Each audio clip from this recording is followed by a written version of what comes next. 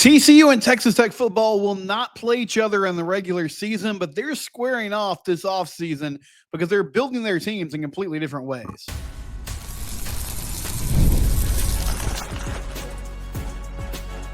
You are Locked On Horned Frogs, your daily podcast on the TCU Horned Frogs. Part of the Locked On Podcast Network, your team every day. Locked On Horned Frogs, your team every day. I'm your host, Steven Simcox. I've been covering TCU athletics for the past 12 years. Thank you for making Locked On Horned Frogs your first listen. TCU baseball is headed to Corvallis, Oregon in the Oregon State Regional. They will take on USC in the first game of that regional at 2 p.m. Central Time on Friday afternoon. If they win that, presumably, they would play Oregon State in the winner's bracket game. We'll get into all of that in segment 2, but we start today with TCU football. I came across an article in Texas Football Magazine today, the online edition. Mike Craven, who's a good writer that covers Texas college football, covers college football in the state of Texas, I guess I should say. He wrote about TCU and Texas Tech and how they are approaching the offseason very differently. If you've watched this show, I've told you this offseason, TCU is counting on continuity this year to be successful. They're bringing a lot of people back.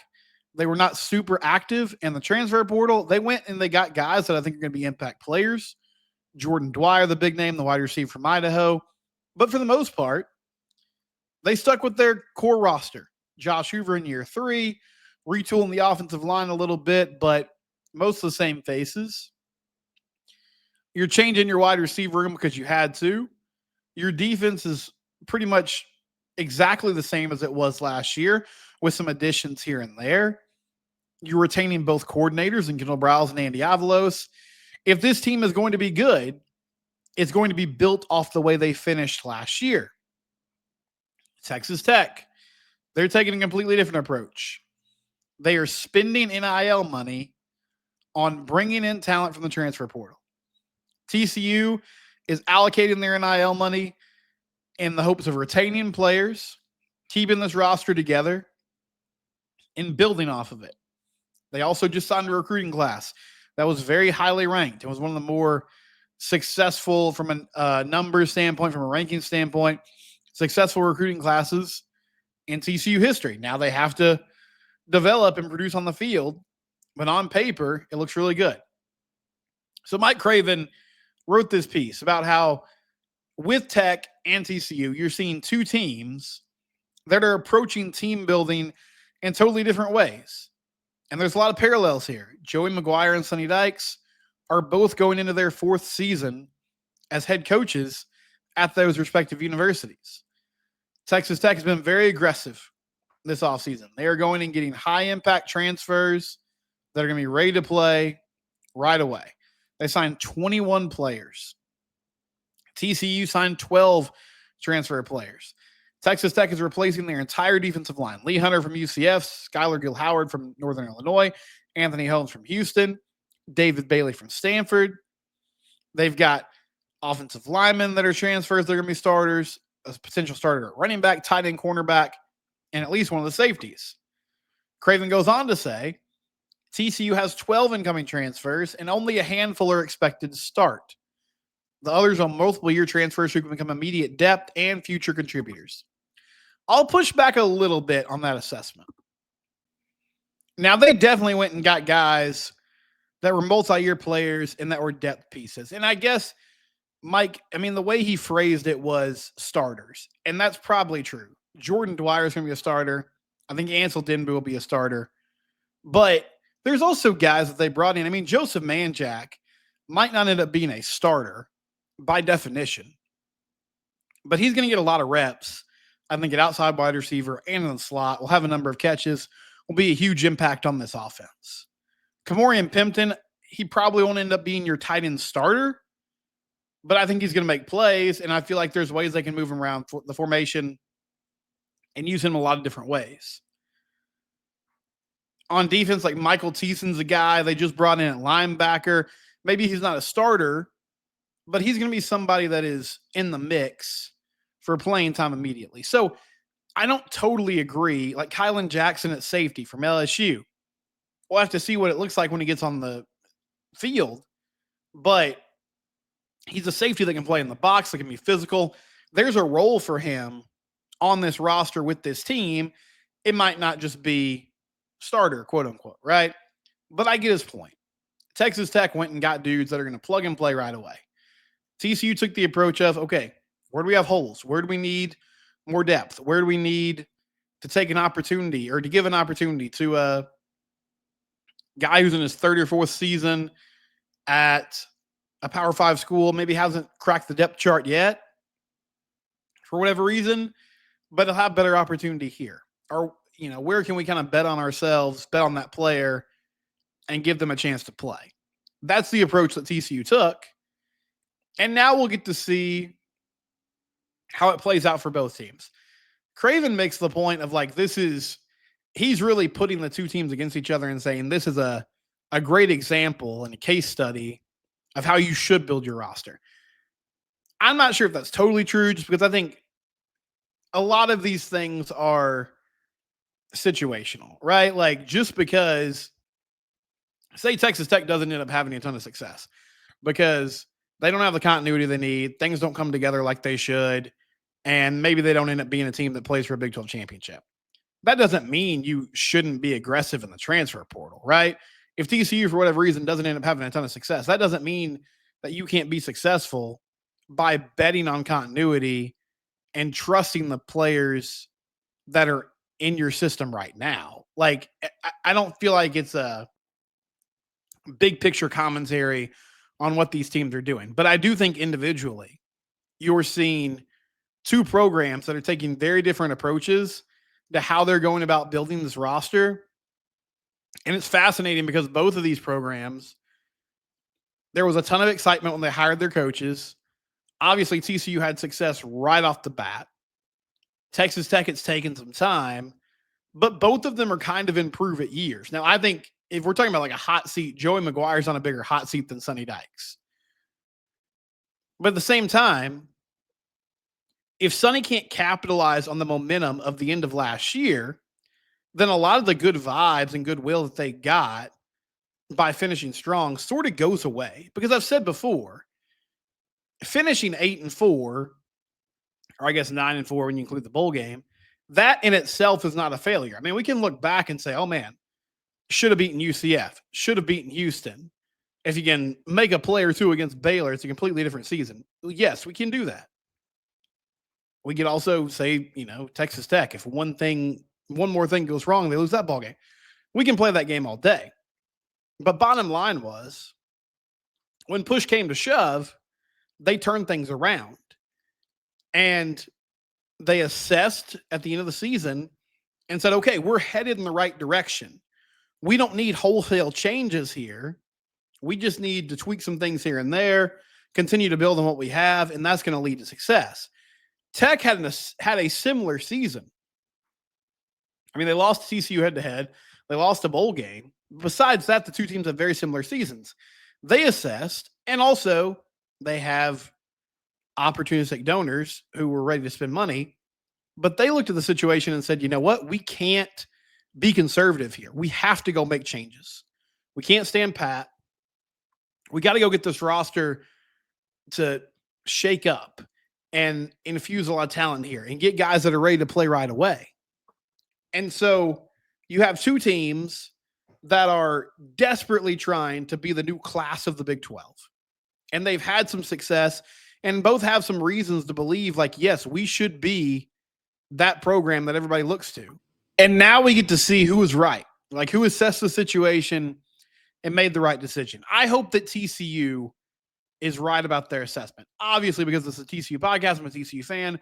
But more than that, I think for the long-term health of college football, the way they're going about building it is better. There's continuity. There's players that care about the university. Fans can get invested in, hey, I've watched Josh Hoover play multiple seasons.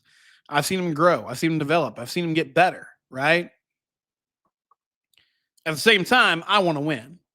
So the way Tech's doing it, even though it might not be ideal, I can appreciate that they're giving it a try.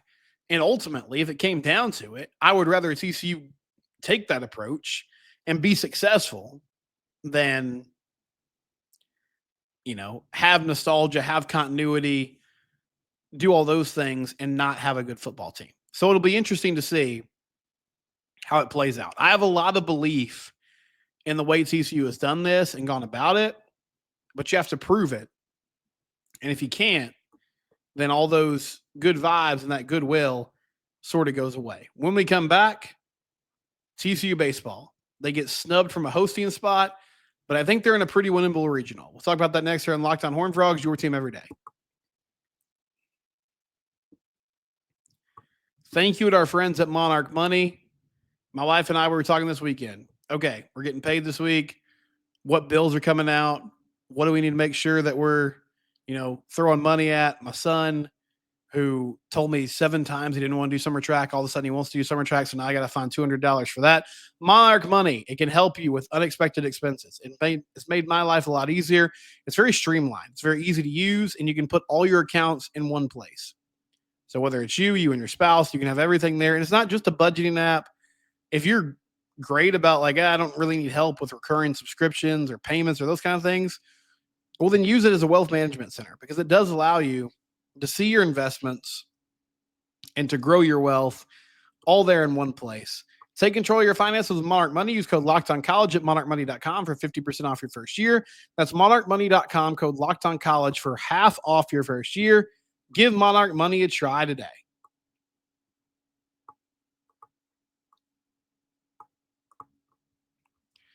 So TCU baseball is headed to the Pacific Northwest to take on Oregon State in the Corvallis Regional. And I say take on Oregon State. So Oregon State's the 1 seed, TCU's the 2, USC's the 3, St. Mary's is the 4. TCU will play USC on Friday afternoon in that first round matchup. USC was 35-21 this year. They played in the Big Ten this season. I don't say that because I think you're dumb. I'm just saying it to give you some context, because sometimes I forget about all the conference alignment changes, but they're a Big Ten school now, and they were a bubble team. I mean, one of the last 4 teams in. So TCU will take on USC on Friday afternoon. If they win and Oregon State takes care of business, they will get Oregon State in the winner's bracket. Oregon State's a top 8 national seed. They're number 8. Selected by the committee. They went 41-12 this year, and they played an independent schedule. They did not have a conference affiliation because of the way the Pac-12 shut down. So the schedule is interesting. Against some Power 5 teams, they had some struggles. They lost to Auburn in a early season contest. They lost series to Nebraska. They got swept by Oregon. They also had some high highs too. And if you followed college baseball closely, this is not the Adley Rutschman team that, was in the College World Series a couple of years in a row. But Oregon State is a very storied baseball program. I think they're going to be ready to go. On the surface, I understand TCU fans are upset because it's not local, right? It's not, you can't drive to Corvallis like you would to Oxford or Fayetteville. Jacob Langford, who listens to the show frequently, he hit me up on social media today. It was like anybody making the 30-hour drive to Corvallis for next weekend. I won't be, unfortunately. And so I know that's tough, and I'm sure the guys would rather be closer to home, closer to Lupton, at Lupton when it really gets down to it. But this does feel like a winnable regional. And there's a very intriguing managerial decision right at the beginning of this regional, which is sometimes in that 2 seed, 3 seed game, you'll see a team take a risk and say, you know what? We're not going to throw our best arm right now because we'd love to save that. We'd love to save our ace for, the game against the 1 seed in the winner's bracket the next day. Well, the problem with that for TCU is Tommy Lepore, who was great in the Big 12 tournament against Houston a few days ago, he's really your only lockdown starter.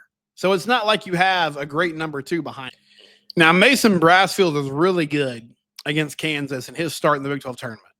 And Luis Rodriguez came in relief of him and pitched well.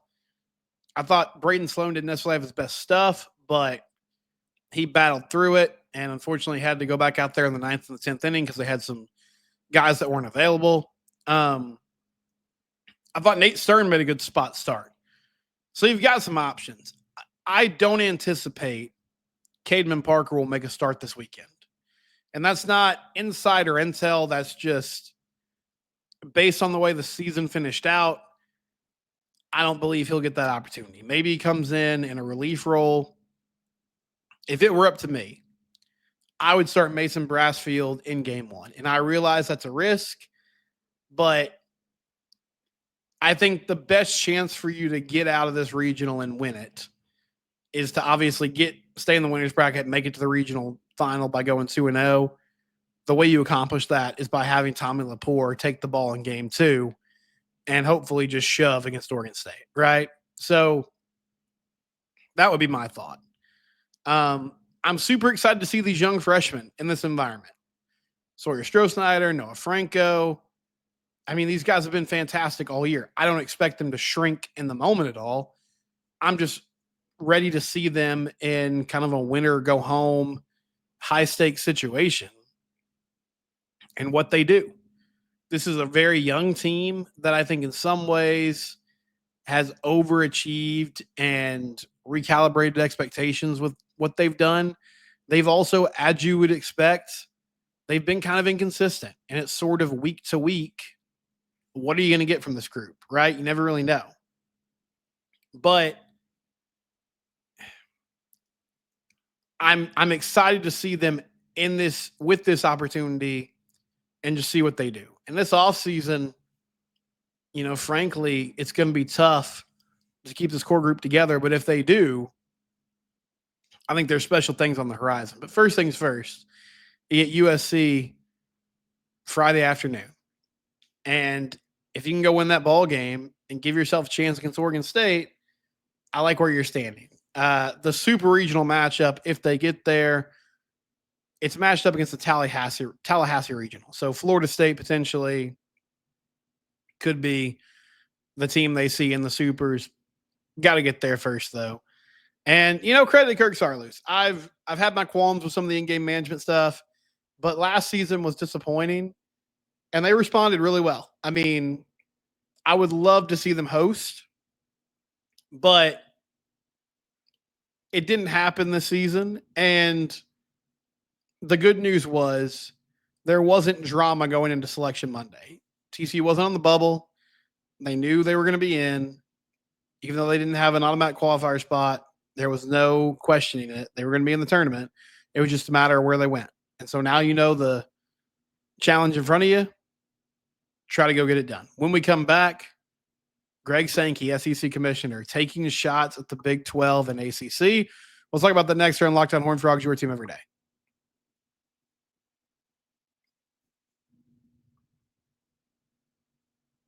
Okay, a couple notes before we go. I don't try to protect the Big 12 guy. I mean, obviously, I want the league to succeed because TCU's in it, and I want them to have the best chance to compete in all sports.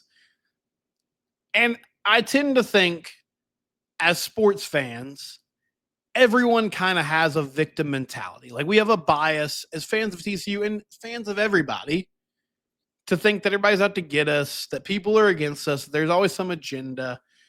And so I try to stay objective about that. But the narrative around the Big 12 right now is concerning. The lack of respect that the league gets across sports. In baseball, no hosting sites. Now, they got 8 teams in. 8 of the 14 teams that play baseball made the tournament, which is good to see. But not a single one of them are hosting. I don't want to see Arizona host, but I do want to see Arizona host because it's good for the Big 12. You know what I mean?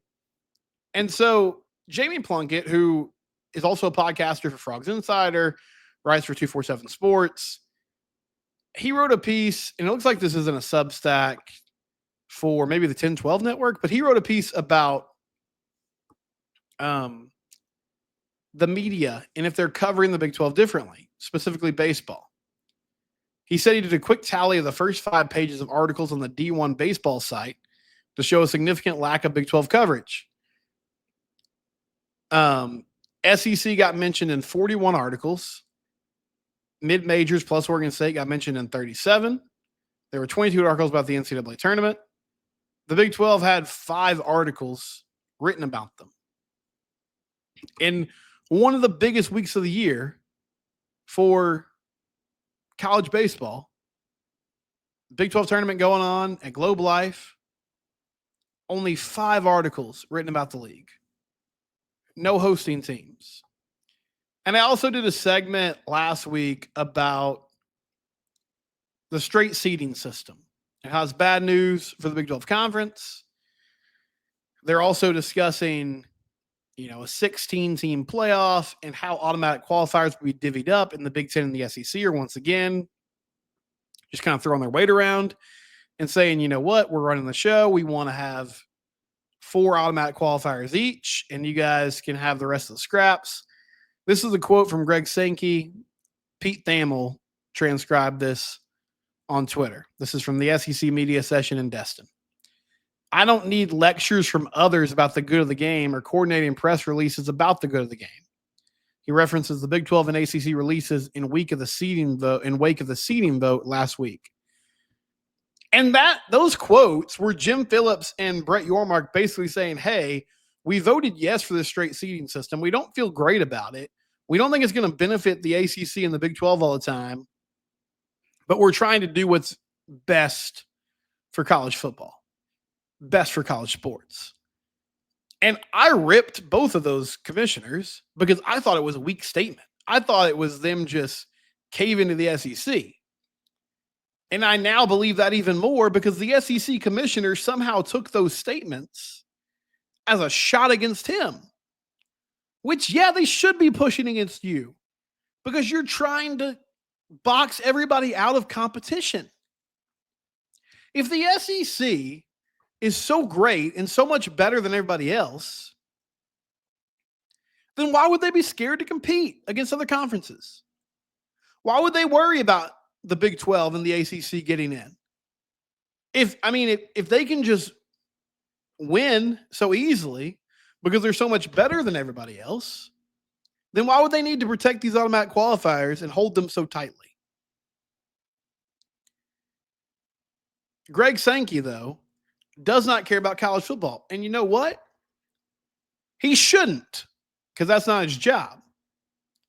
The problem is, since the NCAA has effectively had to step away from college football because they don't have any more power left, that means the commissioners are the ones running the show.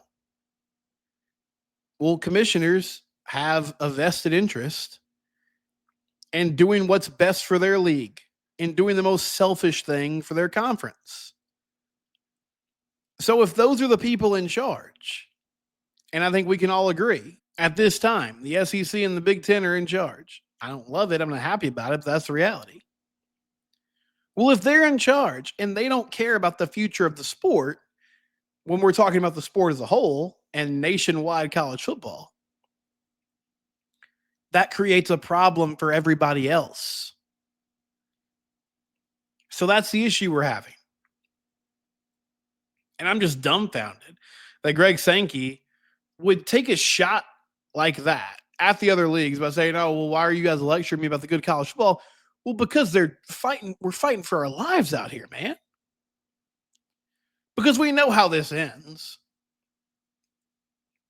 One day, the Big Ten and SEC looks at each other and says, hey, what if we just had our own championship?